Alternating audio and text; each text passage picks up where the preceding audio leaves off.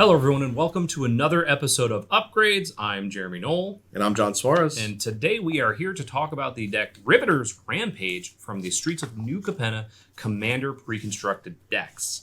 And this is the deck that is Jund, so black, red, green, and is headed by Henzi Toolbox Tori. This is Devil Rogue. Yeah, it's the only one that actually has a nickname that's in quotation marks, which is sweet. Devil Rogue 3/3 for a black, red, green. Each creature spell you cast with mana value 4 or greater has Blitz. The Blitz cost is equal to its mana cost, and you may choose to cast that spell for its Blitz cost. If you do, it gains haste and sacrifice it at the end of turn. And when this creature dies, draw a card. So, beginning of the next end step. And Blitz costs you pay cost 1 less for each time you've cast your commander from the command zone this game. So it's a pretty sweet one. Yeah, I like Blitz. It's like it's a weird dash. It's a weird dash. But you get to draw a card. I like that part. Yeah. I like that part. So the other commander, which we will talk about a lot more later, is the Beamtown Bullies. That's a 4/4, 1 black, red, green. Ogre Devil Warrior, Vigilance Haste, tap it. Target opponent whose turn it is puts target non-legendary creature card from your graveyard onto the battlefield under their control. It gains haste, goad it at the beginning of the next end step, exile it. And yeah, we will get into that one a little bit more. I know you're pretty excited about that one. For as much as I hate goad, I really like that card. Like, I really like it. So. And the last legendary creature in the deck for like new ones that's not in Streets of New Capenna is Jolene, the Plunder Queen. 2 red-green for a 2/2 human warrior. Whenever a player attacks one or more of your opponents, that attacking player creates a treasure token. And if you would create one or more treasure tokens, instead create those tokens plus an additional treasure token, and you can sacrifice 5 treasure tokens to put 5 +1/+1 counters on Jolene. So a nice little bonus to get in with commander damage. I'm not going to pretend that but I definitely did not see put 5. I thought 5 it was put a +1. Put a +1. I was like, I'm not trading 5 treasures. What are you doing, Jolene? 5 mana for 5 +1/+1s. All right, I might be willing to trade the 5 treasures for that. And it's whenever you want, too. Yeah. It's just like, are you ready? Are you just going to take sense. 2? Or are you going to... Yeah, see, she's got the Infinity Gauntlet on, too. That's pretty sweet. Right. Nice. This one's a pretty sweet deck. It has 29 creatures, 4 instants, 11 sorceries, 7 artifacts, 9 enchantments, and 39 lands. It is a ramp deck. It is a green-based deck. I've never played 39 lands in my life. Just gonna put it out there. Maybe in a Battle of Wits deck. I play 39 lands, or like between 39 and 41, maybe at most, in like a 41 landfall-based deck where I'm getting multiple 41, getting multiple lands out in a deck. That's more than 40% of your deck. Most of the time, I play 37. Especially on the show, I usually play 37. I have like my Tatiova deck as my personal deck. I think it has like 40, might have 39. 40 lands? Yeah. I want to play a lot of them. I get it. I mean, I do know they let you play one every turn for free. Yeah. Every turn of the game, and I can play more. So, wow, that's a lot. But yeah, there's a lot of lands in this one, 39. But it also doesn't have as many of the mana rocks. So it has your usual one. It has like Arcane Signet, Commander Sphere, Felwar Stone, and Soul Ring. But it doesn't have like your signets and stuff like that. No, but it has its green ramp. But it has the green ramp, which goes to get you those your lands. Rampant Growths. So your Farseek. It's got the Kadama's Reach. Migration Path, stuff like that in there. So it can get those lands to make things go a little bit faster. So it does have 15 basic lands, so you're definitely searching them out. Exactly. So there's some cool new cards in this deck, I think. Yeah, they did such a fantastic job with the top-down design on some of those things. Like, I don't even know that Boxing Ring is a good card, and I don't care. It's just because it's just awesome. Colorless and a green artifact. When a creature enters the battlefield in your control, it fights up to 1 target creature that you don't control in the same weight class. Same mana value. Same mana value. Same weight class. Yeah. And then you can tap it to create a treasure token. Activate that only if you control a creature that fought this turn. So you get paid for your box. Like, I love it. Yeah. You don't even have to win because you're going to get a purse where the win or lose. You're going to get something. So. The way you described that of I don't even know if it's a good card, I just like it, is basically how I felt about the entire Adventures in Forgotten Realms set. Okay. I don't even care if they're good cards. Yeah. I just like it. I collected one of every single card in the set because it's just fantastic. I love the D&D theme. So, but yeah, Boxing Ring, again, super great flavor.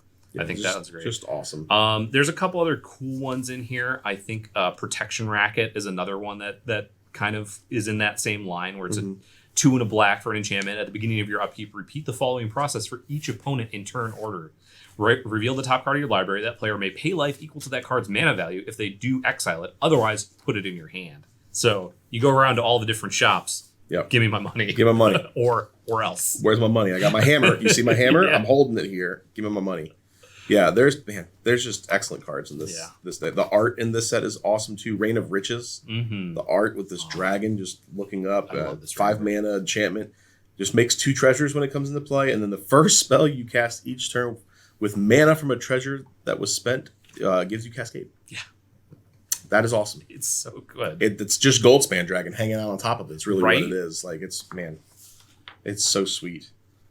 There's just so many good cards. Yeah, next of kin to a green for an aura enchant creature. Whenever enchanted creature dies, you may put a creature card you own with lesser mana value from your hand or from the command zone onto the battlefield. Mm-hmm. If you do, return next of kin to the battlefield attached to that creature at the beginning of the next step. So they just keep going down the line of younger and younger, smaller and smaller creatures.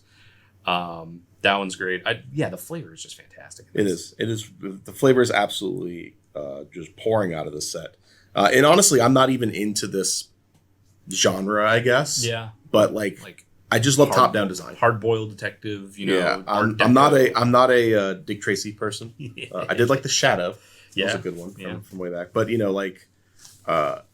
I do like top-down design. That's some of my favorite stuff in Magic. And even though I'm not a big fan of like this genre, it doesn't matter. Yeah. The design on the cards is just awesome. Yeah. So there's a lot of good stuff. Wave of Rats is another one I think is really neat. Mm-hmm. It's a 3 and a black rat, trample 4/2. Whenever it dies, or if it dealt combat damage to a player this turn, return it to the battlefield under its owner's control, and it has Blitz for 5, 4 and a black. So it's just they keep coming. Mm-hmm. It just keeps coming. I think the Weathered Sentinels is a really interesting card too. That's so many words. It is. So Defender, Vigilance, Reach, Trample. It's a 2/5 for 3. It's an artifact creature wall. Whenever it can attack players who attacked you during their last turn as though it didn't have a defender. And whenever it attacks, it gets +3/+3 and indestructible until end of turn. Yeah. This is a Stephen Green card. Yeah, it also has Vigilance, so It's super obnoxious, and it's definitely a Stephen Green. Did you attack me? Yeah. I don't even care if you got through. I'm coming back at you. It also has Secret Reach in between all those words. Oh yeah, it's got Secret Reach. It's gonna get up there. It's gonna get obnoxious. Yeah. So do we want to get into the toolbox, or do we want to touch a little bit on this Ogre Devil Warrior? Because I'm such a big fan of this Ogre Devil Warrior guy. Let's go with the Beamtown Bullies. All right, so I hate Goad. I do hate Goad, but that's okay because the things I like to do in Magic are obnoxious. They're win the game, lose the game type of things. Yeah. They're Reveal Draco. And Beamtown Bullies is a Reveal Draco type thing. Painter Servant style. Yeah, for sure. Be obnoxious, being able to give my opponent a non-legendary creature card that they don't want. They don't have a choice. They don't have a choice in it. Things like Leveler. Yeah. I love the idea of just, here you go, this is yours, you don't have a deck anymore. Get rid of your library. Best of luck. Oh, by the way, that card can't attack me. I am in for this. I might build a Beamtown Bully deck. The number of things that you can do and the number of obnoxious cards you can put into play just to annoy your opponents. I wish it didn't say non-legendary. Yeah. I really love to give people Phage. Get some Phage action. But I'm going to go digging around because I know there's got to be a lot more annoying cards that no one wants to see. Like, what was that one we were talking about? Hellcarver Demon? Which I know a lot of people pulled that one up pretty immediately when this one was first revealed. But if it deals damage to an opponent, you sacrifice all permanents. I think either all or half or something like that. Something obnoxious, but it's goaded, so it has to attack somebody. And it's not coming at me. Yeah, and it's not coming at you. So as long as that other person does not have a flyer, or both people don't have flyers, they just got. That's how it works. I'm a big fan of it. I don't like goad, so it's kind of like I'm torn. Yeah. I want to do the obnoxious stuff, but at the same time, goad. I don't know. We'll see. All right. We'll see. I think that one's a lot of fun. I think there's some cool stuff you can do with it, especially even in this deck. Like just the political of, I'm going to give you my Avenger of Zendikar so you can have these tokens, or I'm going to give you. That's a little scary. That one can bite you back because they're going to keep the tokens. But it's super funny. Yes. I'm going to give you, Inferno Titan for a turn. Yep. It can't attack me, but there's a couple things you can give them that aren't going to bite you too hard. Yeah. But it's great. There's I think there's the Gear Hulks in this. Mm-hmm. There's so much. We also need to talk a little bit about the fact that this one has some of the spells and stuff that we talked about that probably should have been in the Grixis one too. This is the one that has the Chaos Warp and the Blasphemous Act in it. Yeah. and terminate. Yeah, it's just it's a little awkward. Yeah. So, but there's some good spells. This one's got some of the ones that you would expect to see in a precon. It's got the Avenger of Zendikar. It's got the Inferno Titan. It's got stuff like that. Is this the first time we've seen Windgrace's Judgment since its original printing? I think so. Yeah, it's been a while. Yeah. It's got a lot of stuff like that. It's got Thragtusk. So it's got some cool stuff in there, and it's definitely one of the ones where a lot of the cards that you expect to see in the precons. Yeah. This is where you're going to see them in these colors. So moving on into cards that we would add into this deck. I know this is one card that you really like. So yeah, so I really wanted to hone in on the Blitz mechanic, because that's obviously what you're doing with Toolbox Tori, right? So that's going to be the name from now on. There's no reason to call it Henzi Toolbox Tori. Yeah. Or TT, if you will. Yeah. So lean into the Reanimator strategy, because you're going to be blitzing things, and then they're going to die. So the first card we have is Chainer Nightmare Adept. 2 colors, black, red, 3/2 legendary creature. It's a human minion. You can discard a card from your hand, and you can cast a creature spell from your graveyard this turn. You can only activate that once per turn. Doesn't matter what you discard. You just need to discard it in order to make that active. Yeah. And whenever a non-token creature enters the battlefield under your control, if you didn't cast it from your hand, it gains haste until your next turn. Just another way of being able to reanimate the things that die when you blitz them. Yeah. Which is going to be the theme of most of the cards we're adding into this deck. Yeah. And you definitely want to be able to have your toolbox commander out when you're trying to get those blitz spells going. So you probably want to throw in another card, Myth Unbound, which is an enchantment that I honestly see a lot less than I expected when I originally revealed. It's an enchantment for 2 and a green. Your commander costs 1 less to cast for each time it's been cast from the command zone this game. So it reduces your commander tax in half. And whenever your commander is put into the command zone from anywhere, draw a card. I just thought this would be a lot more prevalent than it is. Yeah, I get that. I think the common complaint is you play it and it just does nothing initially, but that's okay. Like over time, this card's going to buy you enough value. Your commander's going to die. It always does. Yeah. Getting the replacement card's going to be good. So I think the importance of keeping Tori out is enough that I think having something like this to keep it out there is going to be great. Yeah. So like I said, the theme of this is going to be kind of Reanimator. So we wanted to add Reanimation. Wanted to add more creatures that have come to play abilities. Yeah. So the next card we have is Ravenous Chupacabra.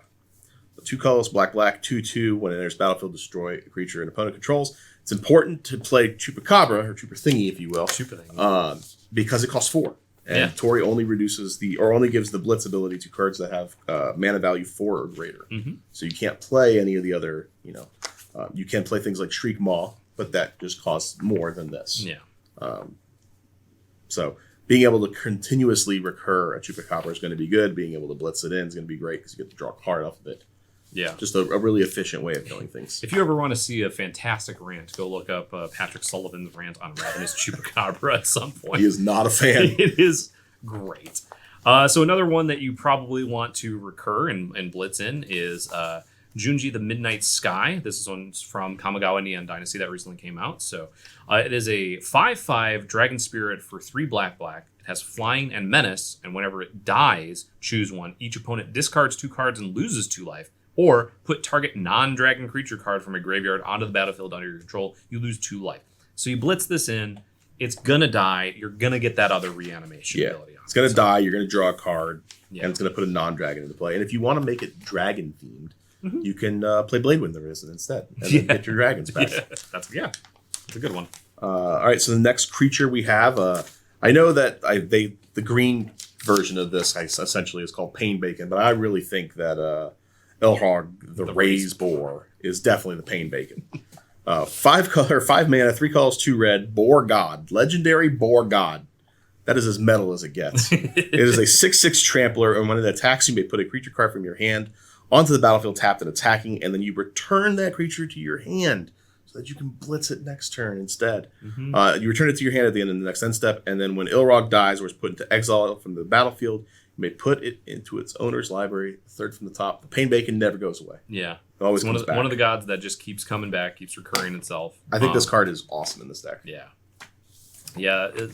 I do think that this one is is a little probably deserves the title pain bacon a little bit more. Without a doubt. Yeah. Look at how metal that thing is. Come on now. All right, the next one that we've got is one that has seen a little bit of play in some of the Commander precons before, and that is Fraxion Durr, and it's 3/2 for 3 black zombie. Whenever it enters the battlefield, return target creature card from your graveyard to the battlefield. You lose life equal to that card's converted mana cost.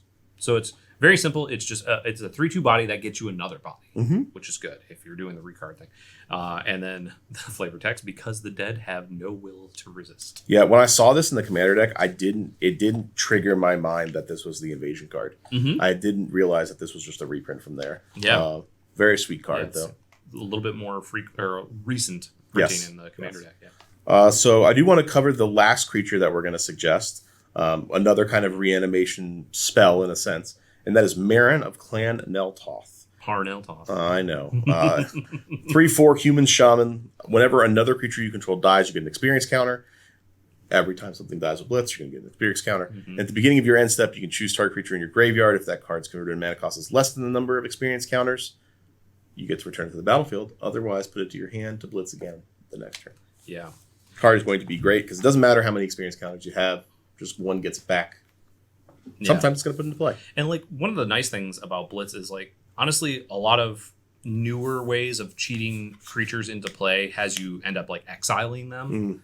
Or this. You know, like a pretty decent amount. And this one actually, it just gets sacrificed. So you get those triggers like that. Yeah. So there's some graveyard shenanigans. Shenanigans going on. Speaking of. Yeah. The next card that we're going to go over is an older card, Corpse Dance. So this is an instant from Tempest. It's 2 and a black, instant with buyback 2, and it's put the top creature card from your graveyard into play. That creature is unaffected by summoning sickness this turn, has haste.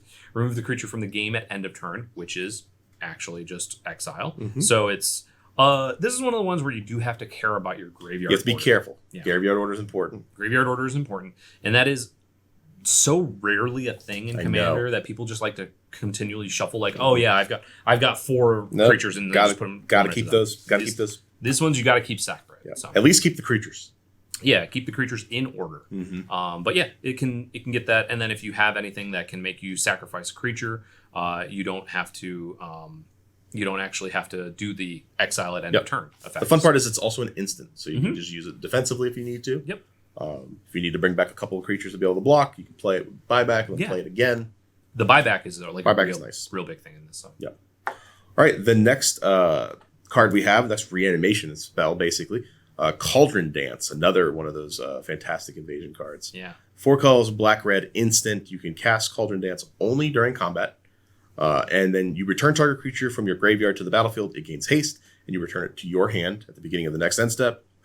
And you may put a creature card from your hand onto the battlefield. That creature gains haste. Its controller sacrifices at the beginning of the next end step. Yep. So you got two different things going on here. You're basically going to put one card from your graveyard onto the battlefield and one card from your hand onto the battlefield. The one that comes from the graveyard is going back to your hand, and the one that comes from your hand is going to be sacrificed. Yep. So they kind of change places. Yeah, they do a little dance. Do a little Mad Hatter party there. Yeah. So. But yeah, this one's been reprinted, not really super. A couple of times, yeah, but it's Commander 2017, I think, and you can get in like another older Commander set. But yeah, it's a good 6 mana instant combat trick. The next one, another reanimation spell. Go figure. Is another one from Tempest. Yeah, Living Death. And this one has also seen a few reprints, but it can still be a little bit pricier. So it's kind of up to you if you'd like to spend that much on the upgrade, but it is a very good card. It's a sorcery for 3 black. Each player exiles all creature cards from their graveyard, then sacrifices all creatures they control, then puts all the exiled cards onto the battlefield.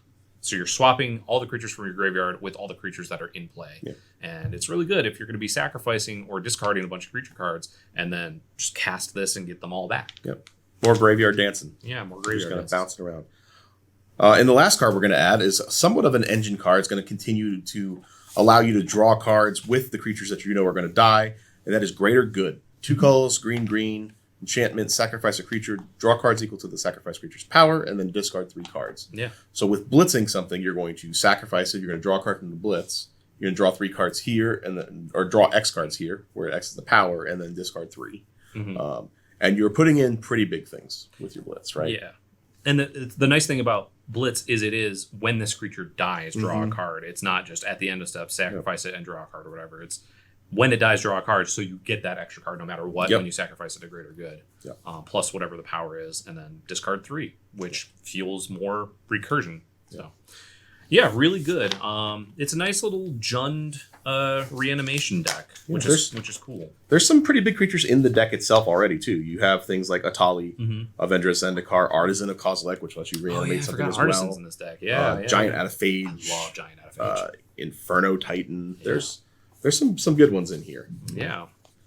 There's some good ones to go with. You can also just pick up other ones. We talked a little bit about if you want to pay the price on it, Grave Titan is Titan's a great one. A great one, stuff like that. So, and you can also just get into the bigger stuff.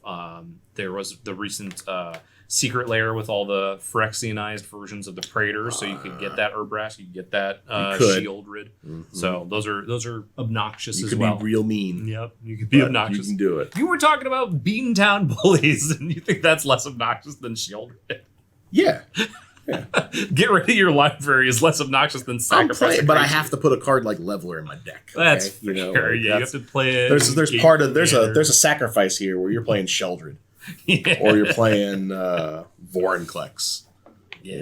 So we talked a little bit about the fact that there are 39 lands in the deck, but there are some good lands in the deck. They are, all of the lands in the reprints in this set are really good. You're getting some filter lands. You're getting Kessig Wolf Run's a nice one. You're getting Game Trail. There's some really good cards in this deck. The Thriving Lands, what we've talked about on all the other ones. Those are great. Yep. This one, 39 lands, but one of them is the Temple of the False God. If you need to cut one, just saying, it's right there for you asking for it. So, no, I like the Cinderglade. Path of Ancestries and all of these. That card's getting more and more play. You'd cut that temple before you cut that like Mossfire Valley? Yeah. For sure? Okay. Yeah, not even. I hate Temple of the False God. I'll play it in a monocolor deck, but you're not catching me dead playing in a three-color. Absolutely not. Never in a million years. Okay, so make sure to like, comment, share, subscribe, binge, all that stuff. And make sure to check out this deck on StarCityGames.com. You can pre-order it or order it now, depending on when you watch this episode. For Jonathan Soros, I'm Jeremy Knoll. Thank you so much for watching. We'll see you next time.